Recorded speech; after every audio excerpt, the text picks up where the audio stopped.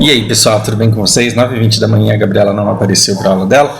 E aí, vamos aproveitar que a gente está esperando e vamos bater um papo aqui.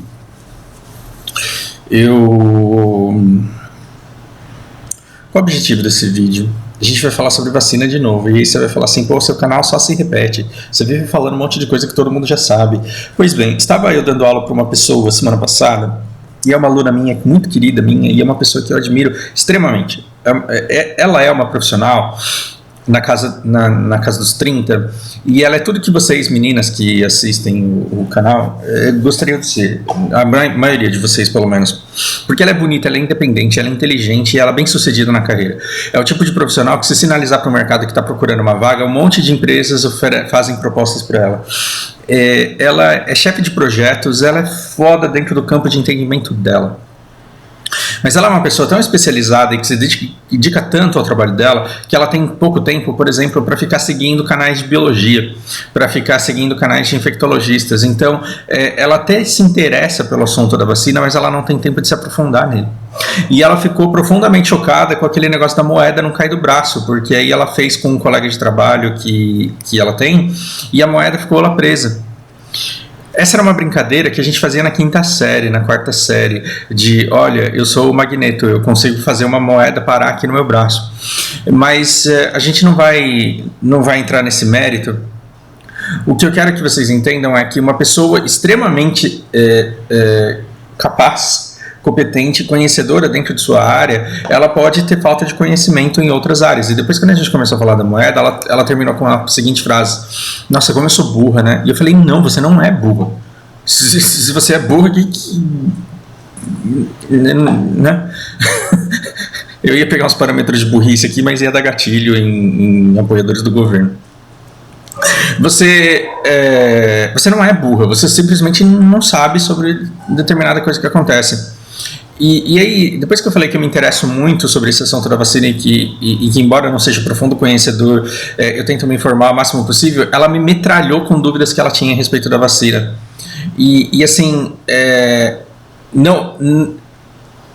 Ela falou, você deve estar decepcionada comigo, né? Eu falei, decepcionado comigo? Eu falei, claro que não, mas eu estou surpreso, porque eu deixo de falar muita coisa, porque eu parto do princípio que as pessoas já sabem. E na verdade, o óbvio, ele deveria estar sendo mais comunicado, né? E aí, durante a aula, porque a gente tinha que bater papo em inglês mesmo, a gente chegou no discurso das narrativas. Eu adoro escutar linguista falando sobre a narrativa, porque a mesma história ela pode ser contada por múltiplas narrativas. E olha que engraçado, a gente como sociedade, quer dizer, a gente no geral, como sociedade, eu falando com os maneirismos aqui, a gente gosta muito de narrativa de herói, porque é muito mais fácil seguir a vida de uma pessoa ao invés de um país inteiro. Então a gente gosta muito de narrativas de herói. É um cara, é o cara que deu o tiro certeiro no vilão, a gente gosta de acompanhar a história inteira da vida dele. Por quê? Porque através da vida dele é mais fácil de entender todo o tempo em que ele viveu. Mas essas narrativas, elas são escolhas de quem escreve, de quem conta a história. Elas poderiam não ser assim. Por que livro de história é chato e você não aguenta ler livro de história? Porque ele não foca na narrativa do herói. O livro de história, ele não foca na história de uma pessoa. Ele foca na história de todo aquele povo dentro daquele determinado tempo. Então, quando você vai ler livros de história, os livros de história mais legais da Segunda Guerra, por exemplo, são aqueles que seguem toda a trajetória do Hitler, ou aqueles que seguem toda a trajetória do Roosevelt, ou aqueles que seguem toda a trajetória do Churchill, porque mostra tudo aquilo que eles estavam vendo ao longo daquela história. Mas quando você estuda um livro de história, você não conta a vida de um personagem.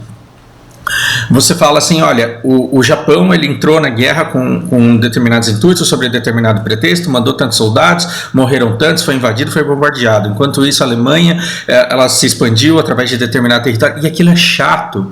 Por que aquilo é chato? Porque quando você escuta Alemanha, Japão, Estados Unidos e França e Inglaterra, você não consegue vislumbrar uma cara para isso, e você não consegue dizer o que são 50 milhões de pessoas.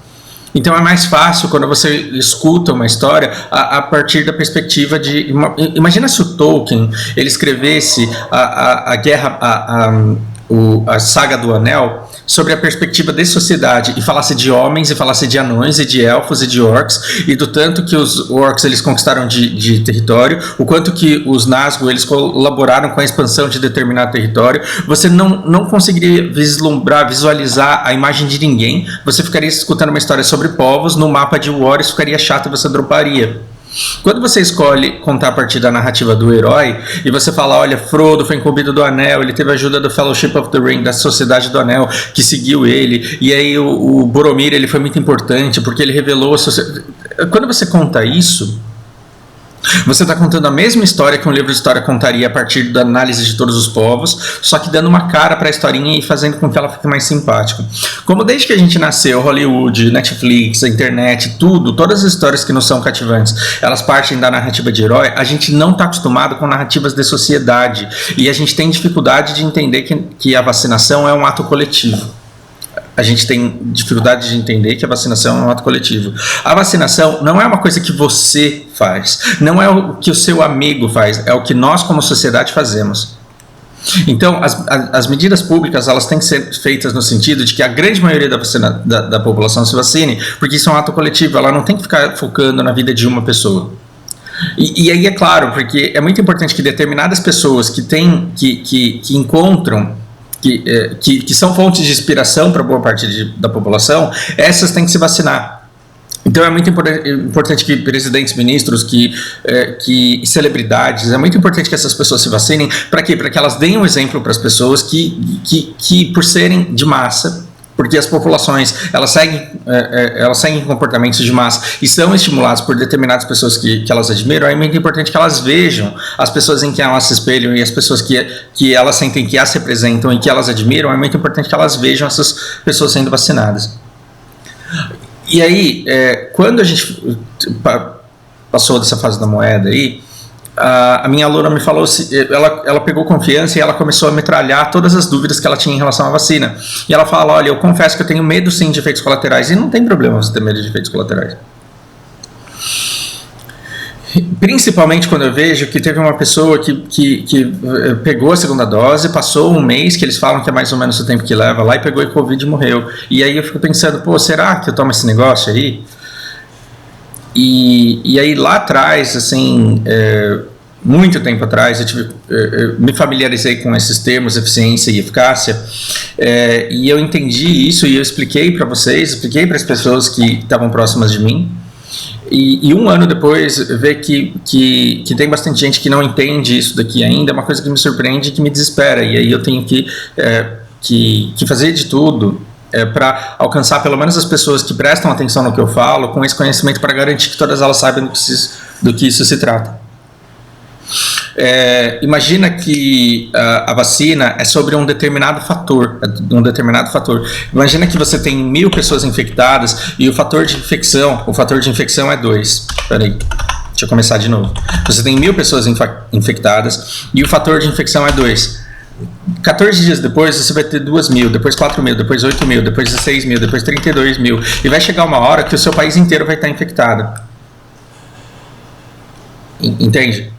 Se você nada fizer, o Covid ele pode chegar perto desse fator. Agora, se você tem um fator 1000 e você tem uma vacina que reduz esse fator de 2 para 1, qual vai ser o seu fator? Na segunda semana 1000, na terceira semana 1000, na quarta semana 1000, depois 1000, depois 1000, depois 1000. Você vai ter um não crescimento pandêmico. Embora você sempre tenha pessoas doentes, você não tem a exponenciação. E se você tiver hospitais para dar conta disso tudo bem. Você diz que é uma doença crônica e você consegue lidar com ela. Agora, se você tem 1000 pessoas infectadas, se você tem uma vacina que tem 50% de eficácia, que tem 50%, de eficiência, o que vai acontecer?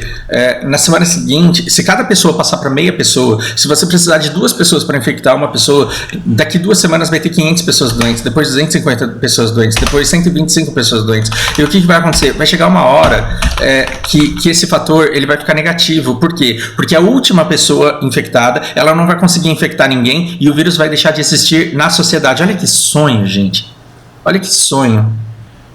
Então, hoje, quantas pessoas você tem doentes, não sei, não sei. Agora, imagina que sejam 200 mil pessoas infectadas. Tem que ter mais, mas aí você pega esse fator e multiplica por meio. Ao longo do tempo, com todo mundo vacinado, você vai ter 48, depois 24, depois 12 só pessoas doentes, depois no Brasil inteiro vai ter 6 pessoas doentes, depois vai ser 3 pessoas doentes, depois vai ser 1,5, e vai chegar uma hora que o último infectado, ele não vai conseguir passar para ninguém, e já que o vírus deixou de circular, já que o vírus ele não está mais presente na sociedade, ele não infectará mais ninguém, e nessa semana você vai olhar para a nossa sociedade e vai falar, aí, não tem mais ninguém com Covid no Brasil. Mas aí voltou um cara do país de primeiro mundo, da Suécia, e trouxe o vírus de novo. Aí o que aconteceu?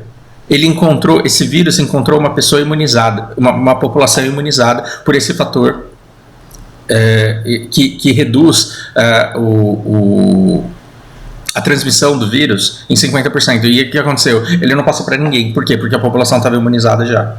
Se esse cara que voltou, esse turista que voltou da Suécia, ele encontra uma população não imunizada e a taxa de transmissão é de 2, ele sozinho começa a fazer tudo o que aquele cara que voltou da Itália fez lá no começo do ano passado. Ele faz esse negócio aqui. Não tem 1 bilhão de brasileiros no Brasil.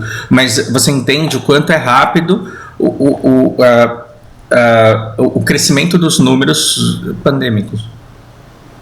Logo, quando você olha para isso, a vacina ela não é um ato individual. Então, com isso, eu quero responder também o comentário do Vinícius, acho que foi isso, que fala assim, mas não é justo que uma empresa ela compre, e eu já falei sobre isso no canal e eu não vou me aprofundar nisso. Não é justo que uma empresa ela queira comprar para os seus funcionários. Quando a empresa se preocupa só com seus funcionários, não adianta, porque se o funcionário dela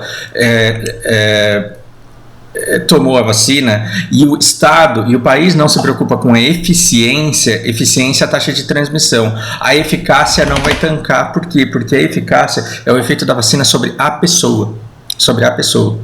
Ou seja, quando você toma a vacina, você não tem garantia de que você não será infectado. Lembra que eu falei que eram 1.000 pessoas com taxa de transmissão de meio e aí ia diminuindo?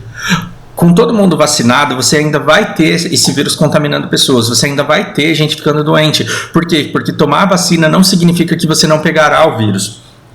Você pode pegar 2 doses da Pfizer. Se você ficar dentro de um ambulatório com um monte de gente com Covid, exalando o Covid no ar, e você está lá sem máscara, eles estão sem máscaras, e você tomou vacina, isso não significa que você não ficará doente, porque a vacina ela não tem eficácia de 100%, porque nenhuma vacina no mundo já inventada em toda a história da humanidade, que é muito curta a história das vacinas, aliás, quando você compara a linha da nossa existência na história, nenhuma vacina tem eficácia de 100%.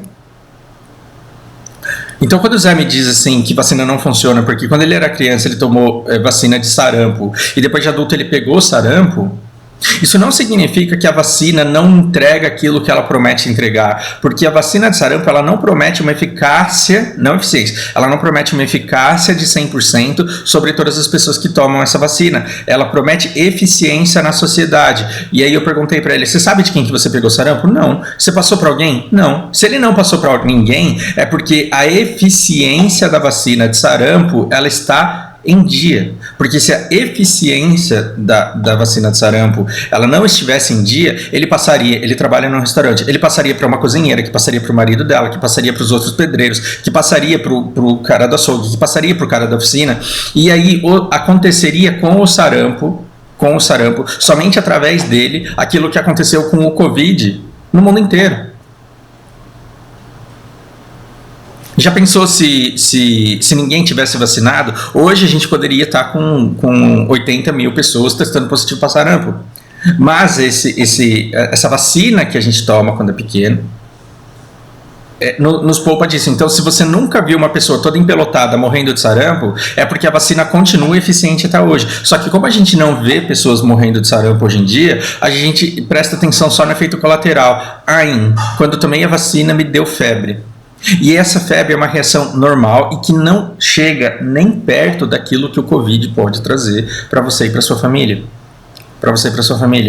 Logo, não tomem vacina pensando nesse negócio de eficácia. E Principalmente, não deixem de tomar vacina porque não é da marca que você queria, porque a vacina não é sobre você. A vacina não é você tomar uma vacina da Pfizer para você ter uma menor chance de ficar doente. O problema é você contribuir para a sociedade, para que nós, como sociedade, possamos erradicar essa doença que é o Covid causado pelo corona. Entendem?